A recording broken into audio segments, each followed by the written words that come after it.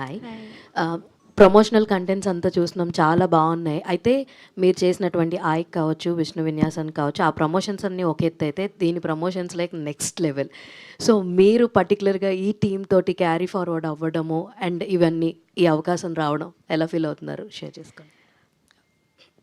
Working with them has always felt like coming back home, I would say, because I started, na journey start ayedi Niharika ma'am toti. So Pink Elephant is my home banner. home banner. Yeah, I would. Yes, it is. And Manasakka to idi na second project. So of course she is also like a guiding force in my life. So of course it's like very fun, and the promotions have been really good. The journey that we have come along for this 1 year now, it has been good, and working wise కానీ యాక్టర్స్తో కలిసి పనిచేయడం కానీ it was really fascinating journey till now. I hope after release also it's the same. అంటే ఈ ప్రమోషన్స్లో ఇద్దరు special పర్సన్స్ని meet అవడం జరగడం మొత్తం ఎంటైర్ టీమ్కి చాలా స్పెషల్గా ఉంది. ప్లీజ్ ఏడుసుద్ది ప్లీజ్. ఈ పవన్ కళ్యాణ్ గారు అయితే of course he is a legend, who doesn't want to meet him face to face కదా. So of course that was I'm really blessed to have been in his presence at some point in my life. But Ram Charan garu aithe like since I time nunchi ఎన్ని interviews నేను ఇచ్చాను, ఎవరైనా అడిగితే ఎవరితో మీకు పని చేయాలని ఉంది, like who do you want to work with, which is your favourite actor, Ram Charan గారు, రామ్ చరణ్ గారు, రామ్ చరణ్ గారు, రామ్ చరణ్, ఇదే చెప్పాను ఇప్పటి వరకు. So it was like I was awestruck looking at him, and I literally cried even after we went off, after he left the place and we went for dinner, for lunch somewhere, all of us, and I was still crying. I was like, I can't believe it, I met She him. told Ram Charan also. Last ఆ photo తీసుకుంటే ఏదో చెప్పలేదు, I want to work with you అని చెప్పొచ్చు. కాదు, ఇప్పుడు మీరు రామ్ చరణ్ అన్న రకస రకస రకస అన్నది వినిపిస్తుంది. అలా ఉన్నాయి మీ ప్రమోషన్స్, టూ గుడ్. నిహారిక గారు, కమిటీ కుర్రాళ్ళు సినిమా ఎంత పెద్ద హిట్ అయింది అన్నది చూసాం, ఎన్ని మంచి అవార్డ్స్ వచ్చినాయో చూసాం. అయితే కమిటీ కుర్రాళ్ళలో కూడా మీరు మధ్యలో వచ్చి అలా కనిపించి ఒక సాంగ్లో పర్ఫామ్ చేసి వెళ్ళిపోయారు. అండ్ ఇందులో కూడా స్నేక్ డ్యాన్స్లో కనిపించడం జరిగింది. అంటే ఇట్స్ ఏ కాన్షియస్ డిసిజన్ అండి, అలా ఒకసారి నేను ఇలా కనిపిస్తే అంటే సక్సెస్ స్ట్రైక్గా కూడా సెంటిమెంట్గా అట్లేం లేదు. కమిటీ టైంలో ఆ సాంగ్లో వంశీ గారు ఉంటారు, నేను కూడా మా డైరెక్టర్ ఉంటారు, నేను ఉంటాను. It was JD master and Vamshi గారు వీళ్ళు, ఎందుకంటే ఆ సాంగ్లో కూడా స్క్రిప్ట్ ఉంటుంది. It's not like a dance song. కమిటీలో సాంగ్ ఇస్ లైక్ ఇది.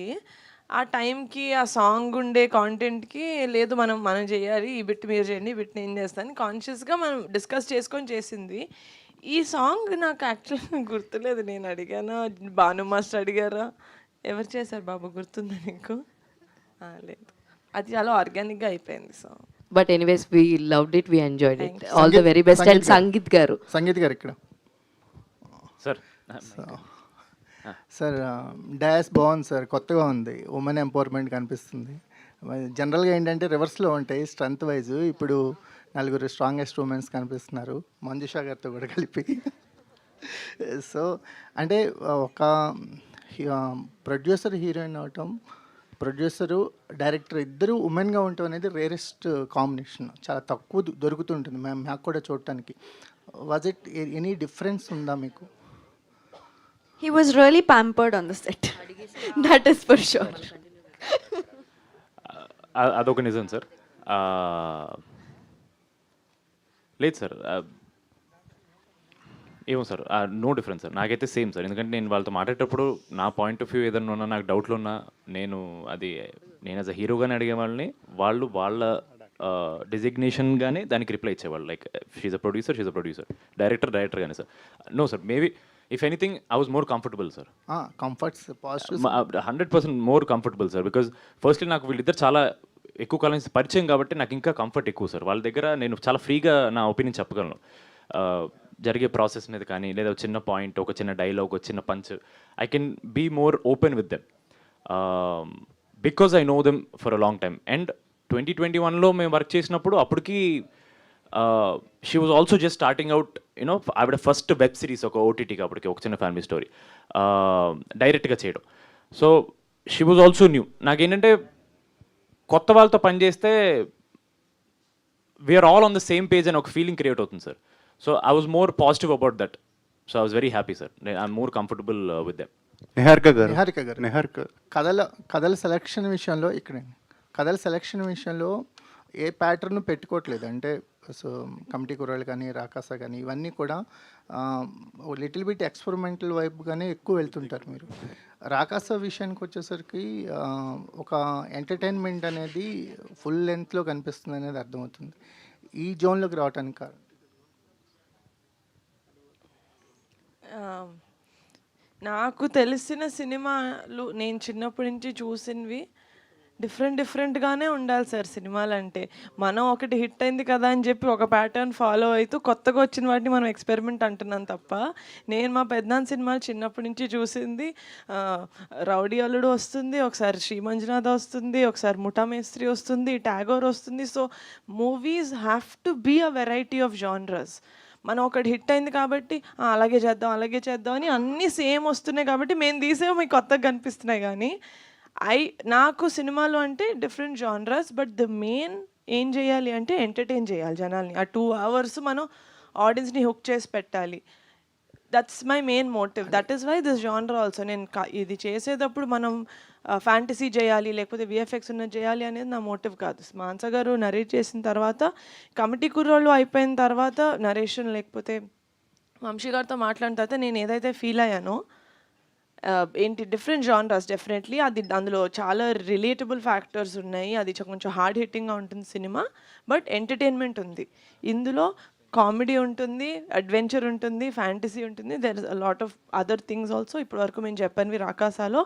By the end of it Rakasa also entertaining. నా main common element in brackets ఉండేది ఎంటర్టైన్మెంట్ సార్. నిహారిక గారు ఇక్కడ అండి, ఇక్కడ మేడం ఇక్కడ. ఎస్ ఏదో ఫినిష్. యా అయితే మీరు ఇంకా యాక్టింగ్కి గుడ్ బై చెప్పేసి ఓన్లీ ప్రొడ్యూసర్గానే కంటిన్యూ అవుదాం అనుకుంటున్నారా? అండ్ చాలా మీ మంది మూలలో నవ్వేంటి సార్, ఎందుకు? లేదు, చేస్తాను. 100% యాక్టింగ్ చేస్తారు మేడం. అయితే సరే ఫ్యాన్స్ హీరోయిన్గా చేయాలంట. ఎందుకు? ఆయన కోరిక అంటున్నానండి. Thank you sir. నిహారిక మీరు ఫ్రంట్ సీట్లోకి రండి ఫస్ట్. మేడం అయితే ఇంకోటి అంటే మీరు చేసిన ఇదివరకు సినిమాలు చూస్తే మలయాళంలో కనుక మీరు ఉంటే కనుక అప్పుడు స్టార్ ప్రొడ్యూసర్ అయిపోయేవారేమో అనిపిస్తుంది. అంటే నాతో చాలామంది చెప్పారు కూడా. సో ఎప్పుడైనా మీకు అనిపించిందా మేడం మీరు చేసే సినిమాలు మలయాళంలో చేసి ఉంటే ఇంకా బాగా వర్కౌట్ అయ్యేవి? రీసెంట్గా బన్నీవాస్ గారు కూడా అన్నారు తెలుగులో కంటే కూడా మలయాళంలో సినిమాలు చేస్తే నిర్మాతకి కొంచెం ఎక్కువ ప్రాఫిట్ వస్తుందని చెప్పి. సో దాని గురించి మీకు నేను తెలుగు సినిమాలు చేస్తాను సార్. తెలుగు టాలెంట్ని ఎంకరేజ్ చేయాలి. ప్రయారిటీ నిహారి గారు ఎస్ సార్. అండ్ మీరు ఇంట్రడ్యూస్ చేసినటువంటి యదువంశీ తోటి మళ్ళీ నెక్స్ట్ సినిమా ఒక భారీ బడ్జెట్ సినిమా చేస్తున్నారు. అలాగే మానస్ శర్మతో కూడా నెక్స్ట్ సినిమా ఒక భారీ బడ్జెట్ సినిమా చేసే అవకాశం ఏమైనా ఉందా? మానస గారితో డెఫినెట్లీ సార్. నేను ఒకసారి ఈ ఇంటర్వ్యూలో చెప్పలేదా, నేను నాలాంటి నెపోటిజం నేను చేస్తాను సార్. పింక్ ఎలిఫెంట్లో నేను ఇంట్రడ్యూస్ చేసిన వాళ్ళతోటి, నేను పని చేసిన వాళ్ళతోటి మళ్ళీ చేస్తా డెఫినెట్లీ. దివ్య గారు హాయ్ అండి. దివ్య గారు అండ్ ఈ ప్రాజెక్ట్ ఓకే చేయడం వెనక స్టోరీ మెరిట్స్తో పాటు ఇందాక మన కుమార్ అన్నట్టు ఈ మహిళా పక్షపాతం ఏమైనా మీరు ప్రదర్శించారా? Not at all, Andy. See, it was a byproduct of it, and I'm very proud of the team, of course. Kani decision making lo gender and all doesn't play a role, Andy. 100% kada. And indaka Sangeet cheptunnattu Pink Elephant Pictures, sorry, Sangeet ka Ramesh garu cheptunnattu Pink Elephant Pictures. Neha undi, Ramesh garu unnaru. Committee కుర్రోళ్ళు మీరు చూసారు ఎలా తీసుకెళ్లారు వాళ్ళు. So ఆ confidence ఉండింది because మంచి stories ఉన్నా కూడా అది కరెక్ట్గా ఎగ్జిక్యూట్ చేసే ఛానల్స్ కూడా చాలా ఇంపార్టెంట్ అండి. సో ఆ నమ్మకం మీదే వెళ్ళాం, కానీ gender didn't play a role. Manasa garu, నా పేరు రాజా అండి. ఫస్ట్గా ముందుగా మీకు కంగ్రాట్స్. ఎందుకంటే పెద్దవాళ్ళకి కామన్ ఆడియన్స్కి సినిమా నచ్చడం వేరు, చిన్నపిల్లలకు కూడా సినిమా మీద ఒక పాజిటివ్ బజ్ ఏర్పడుతుంది. అంటే ఆ ప్రమోషనల్ ఎలిమెంట్స్లో ఆ రాక్షసుని చూపించడం, ఆ ఫుడ్ కనిపించడం, ఇవన్నీ కూడా. అయితే మీరు సినిమా తీశారు కాబట్టి, మీరు గతంలో ఇంటర్వ్యూలో కూడా కొన్ని మాటలు మాట్లాడినారు కాబట్టి మిమ్మల్ని క్వశ్చన్ అడుగుతున్నాను. అనగనగా ఒక రాజు, ఆ రాజుకు 7 కొడుకులు వేటకెళ్ళారు. ఇలాంటి కథతో చాలామంది జీవితాలు మొదలవుతాయి. మన అమ్మమ్మ, నాయనమ్మ వాళ్ళంతా చెప్తారు. ఇలాంటి ఇప్పుడు మీరు తీసిన ఈ ఫ్యాంటసీ కథలు ఈ తరం పిల్లలకి చెప్పే అమ్మమ్మలో నాయనమ్మలు లేరు. మనకి చాలా స్కూల్లో పెద్ద బాల శిక్ష, లేకుండా పోయింది. మన కథలు మన దగ్గర చాలా ఉన్నాయి. మీరు ఒక ఇంటర్వ్యూలో చెప్పారు ఎంసీయూ కథలు మనకు అవసరం లేదు, మన రాముడి కథలు మనకున్నాయి, మన హనుమంతుడి కథలు మనకున్నాయి అని చెప్పేసి. అంటే లిటరేచర్ పరంగా